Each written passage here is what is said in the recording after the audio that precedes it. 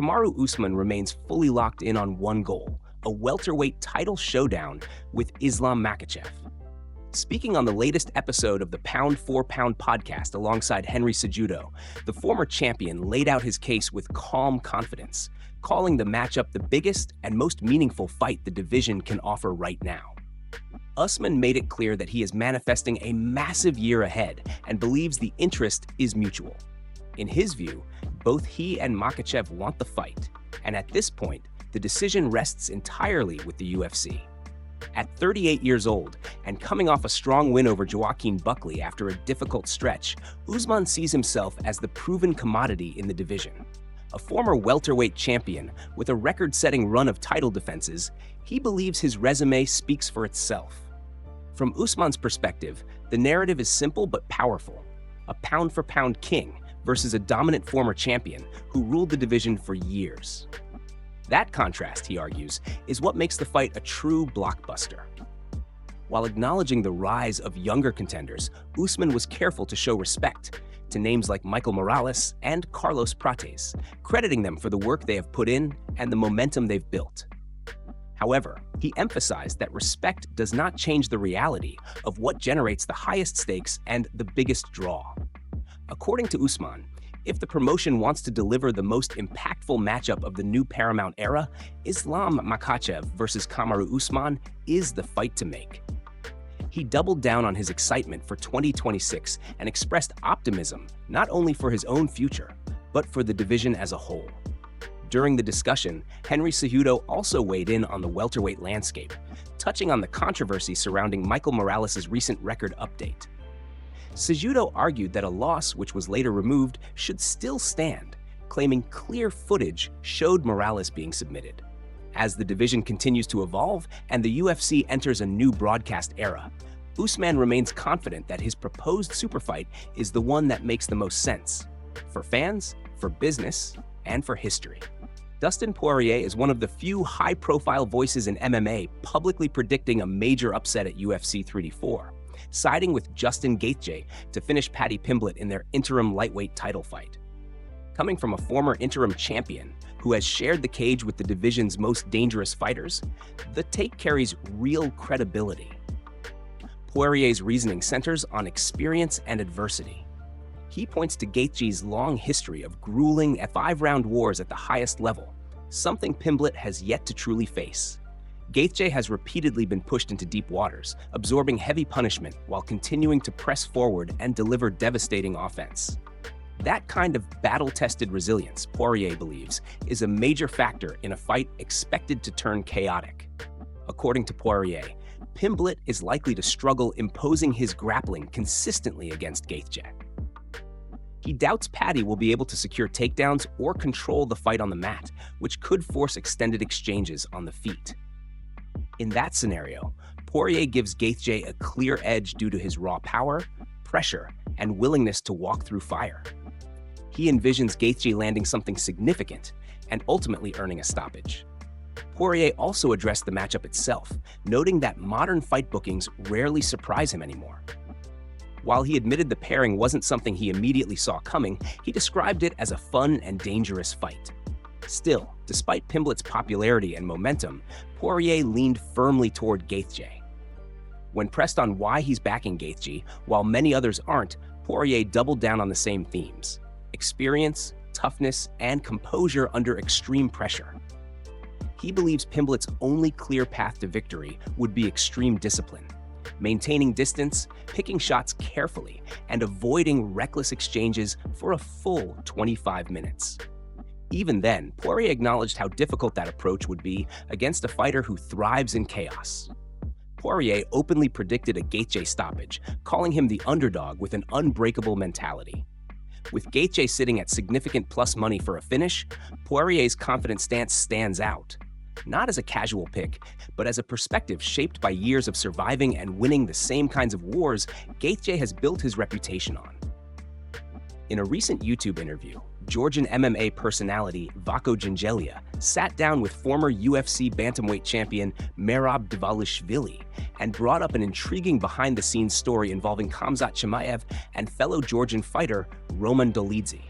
Vaco explained that Guram Kutateladze had previously mentioned the incident to him, but chose not to make it public. However, Guram later shared the full story with Dvalishvili, sparking curiosity about what actually happened between the two fighters during training. During the conversation, Vaco directly asked Dvalishvili to clarify the situation, noting that fans had been eager to hear details about the rumored sparring session between Chimaev and Dolidze. Dvalishvili then recounted the moment firsthand. According to Dvalishvili, the incident took place while they were all training together at Extreme Couture. At the time, Chimaev, Dolidze, and Dvalishvili were sharing the mat during a routine session. While Dvalishvili was sparring with another partner, he suddenly heard a loud scream that immediately drew his attention. When he looked over, he saw Chimaev visibly enraged, shouting, punching the wall, and pacing around the gym in frustration. Moments later, Dvalishvili noticed a stark contrast in Dolidze's demeanor. Roman was calmly walking around with a confident expression, almost as if he had just won a hard-fought battle. Within minutes, the situation became clearer. Dvalishvili spotted Chimaev sitting down with his knee heavily wrapped in ice, clearly in pain. Dvalishvili then explained what led to the outburst. During their sparring exchange, Dolidze had locked Chimaev in a knee bar. Chimaev refused to tap, which escalated the situation. In his attempt to fight through the submission, Chimaev ended up injuring his knee. According to Dvalishvili, the injury was serious enough that Chimaev is still dealing with lingering issues to this day and continues to wear a knee sleeve as a result. The story offered a rare glimpse into the intensity of high-level training sessions and highlighted Chimaev's well-known refusal to back down, even in practice, sometimes at a costly price. Dricus Du Plessis has made it clear that a potential rematch with Khamzat Chimaev would look nothing like their first encounter. In a recent interview, the former middleweight champion reflected openly on his title loss, where Chimaev relied on suffocating, relentless wrestling to neutralize Du Plessis and capture the belt. Du Plessis did not sugarcoat his assessment of the fight. He admitted that the bout failed to live up to the hype and described it as dull, even going as far as saying he felt bored while competing inside the octagon. Still, he was quick to give Chimaev full credit. According to Du Plessis, Chimaev executed a smart, disciplined game plan, stayed out of danger, and did exactly what was necessary to win the championship. While it wasn't the type of fight Du Plessis wanted or fans expected, he acknowledged that effectiveness matters more than entertainment when a title is on the line. Rather than making excuses, Du Plessis framed the loss as a valuable lesson. He explained that the fight exposed a clear weakness in his game, dealing with elite-level wrestling pressure. Specifically, he pointed to the need to sharpen his anti-wrestling, improve his ability to stay on his feet, and become more efficient at scrambling back up when taken down. In his view, those shortcomings were the missing pieces that allowed Chimaev to control the fight. Du Plessis stressed that frustration can be a powerful motivator. He described the defeat as a speed bump that has helped him identify exactly where he needs to improve. Confident in his ability to adapt, he promised that his next performance will reflect those adjustments, insisting fans will see a more complete and dangerous version of him. For now, however, the division continues to move forward. Chimaev's camp has indicated that he is expected to defend the middleweight title once more, likely against Nasruddin Imavov in spring 2026 after Ramadan, before exploring a move up to light heavyweight. That timeline leaves Du Plessis focused on what's next for him, with a high-stakes matchup against Brendan Allen looming as a meaningful test. Despite the uncertainty, Du Plessis remains confident that if a rematch with Chimaev happens, it will be a completely different fight, one where he is better prepared to counter every phase of Chimaev's pressure and turn past frustration into future success. Arman Tsarukyan once again took aim at Paddy Pimblett, continuing a rivalry that shows no signs of cooling down. Speaking during a recent appearance on the One Night with Steiny podcast, Tsarukyan shared his thoughts on Pimblett's upcoming interim lightweight title fight against Justin Gaethje and made it clear where he stands. Tsarukyan said he hopes Gaethje wins the fight, but expressed doubt that it would come by knockout. In his view, if Gaethje is going to win, it would most likely be by decision. Otherwise, he believes Pimblett finds a way to get his hand raised. Tsarukyan framed the matchup as a high-risk situation for Gaethje, suggesting that the odds are stacked in Pimblett's favor. He then shifted focus to what he believes the UFC wants from the fight. According to Tsarukyan, the promotion is clearly backing Pimblett, claiming that the organization sees him as the preferred winner. Tsarukyan went a step further, arguing that this is the exact reason a fight between himself and Pimblett has never been booked. In his opinion, the UFC knows Pimblett would struggle against him stylistically and would likely lose. Tsarukyan even suggested that if Dana White were asked directly who would win a fight between him and Pimblett, the honest answer would not favor Paddy. After the interview aired, Tsarukyan escalated his criticism on social media, taking another jab at Pimblett's professionalism during fight week. He accused Pimblett of failing to properly promote his own bout, claiming that he, Tsarukyan, has been doing the heavy lifting instead. Tsarukyan pointed out that while it's Pimblett's fight week, he's the one appearing in interviews, live streams, and media engagements. In a particularly blunt post, Tsarukyan mocked Pimblett's work ethic, urging him to wake up and get to work, and criticized the situation as a bad look for the UFC. His comments reinforced the narrative that Pimblett is being protected while others are doing the promotional grind. As tensions continue to rise, Tsarukyan's repeated shots keep his name firmly attached to Pimblett's, ensuring that whether the UFC wants it or not, their rivalry remains a constant topic in the lightweight division. Following his loss to Khamzat Chimaev, the focus has now shifted to what's next for Dricus Du Plessis, and according to his coaching team, a return to the octagon is already being mapped out. In a recent update, Du Plessis' coach revealed that the former middleweight champion is targeting an April comeback, with two names at the top of the list, Brendan Allen or Nassourdine Imavov. The plan, as outlined by the camp, is for Du Plessis to compete in a 3-round bout rather than a 5-round main event. That detail is significant, as Du Plessis has spent years preparing for championship rounds and long, grinding fights. Dropping back to a shorter format is seen as a major advantage for him, especially given his aggressive style and early fight explosiveness. If the matchup ends up being Brendan Allen, Du Plessis' team believes it would be a particularly dangerous scenario for Allen. His coach confidently suggested that a 3-round fight against Du Plessis would be a brutal test, emphasizing that Allen may not fully appreciate how destructive Du Plessis can be without the pacing concerns of a 5-round contest. According to the camp, it has been a long time since Du Plessis last competed in a 3-round fight, and that alone could spell trouble for any opponent standing across from him. A potential fight with Nassourdine Imavov is also being considered, which would present a different but equally meaningful challenge. Imavov's technical striking and movement would offer Du Plessis a chance to showcase adjustments made since the Chimaev loss, while still keeping him firmly in the title conversation. Overall, the message from Du Plessis' camp is clear. There is no intention to slow down or rebuild quietly. The April return is about reasserting himself as a top contender and reminding the division of what makes him so dangerous.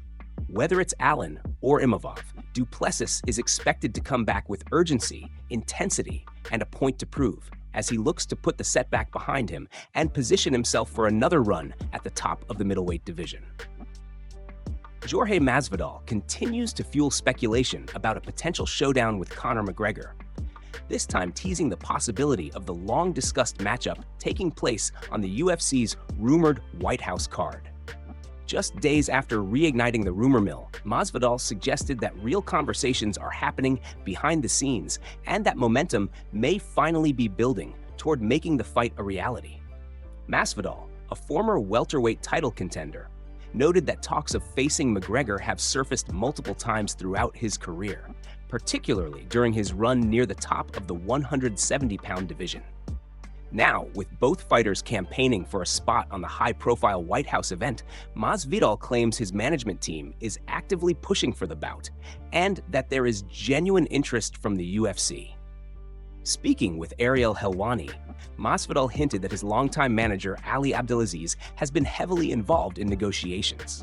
According to Masvidal, Abdelaziz has been in direct and frequent communication with UFC executives. applying pressure and keeping the dialogue open.